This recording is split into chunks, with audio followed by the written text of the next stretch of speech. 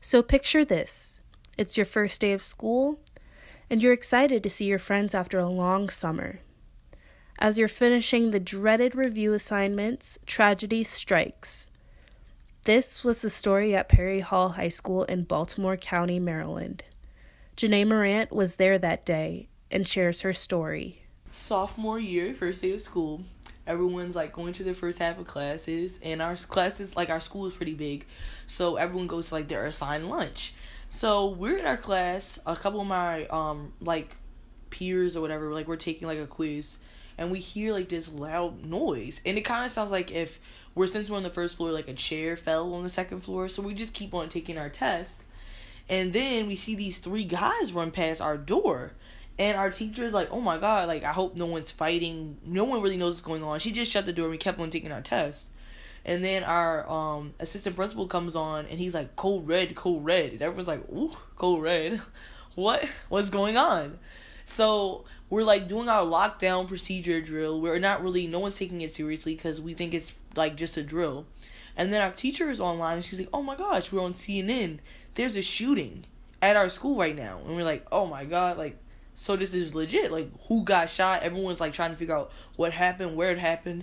And then maybe we sit there for like an hour to an hour and a half. And then the SWAT team comes and gets us out of the room. And then everyone's like, oh my god, this is serious. SWAT team's here. Like, they're no joke. They got guns and dogs and everything. And they escort us out of the building. And we run to the middle school, which is right up the street. And I'm pretty sure no one really still can, like, figure out exactly what happened, but it was definitely crazy. Well, my mom was at work. I texted her while we were in the lockdown room and said, like, hey, like, just want you to know, like, I'm okay. There's a shooting. You probably know, but I just wanted to text you and say, like, I'm okay. Nothing bad happened to me. And my mom texted me and she's like, okay, like, I can't get in my car right now. Like, I literally will get in an accident. I'm going to send your dad to come get you because I can't drive right now, but I'll see you when you get home. And I'm like, okay, cool. But I'm pretty sure she was freaking out when she didn't hear from me because at first they told us we couldn't text our parents. And I was like, no, I'm going to text my mom. Like, she needs to know I'm okay.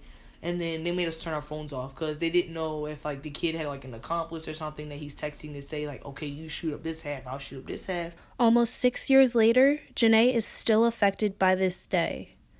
But that hasn't stopped her from leading an impressive college career. Janay gives back to the community as a brother of Alpha Phi Omega, a sister of Kappa Delta, and a member of Genesis Gospel Choir. I think it's definitely important, like, this is a conversation, like, we as American citizens have to have because clearly there's a problem. This has been happening so much more on a bigger scale lately that there has to be something done because, yeah, all these things are tragedy, but they keep on happening on larger scales to more people's kids, and it shouldn't be happening at all. So clearly some of the laws need to change, and, like, I know people don't like change all the time, but it's clearly necessary if nothing good is coming from it.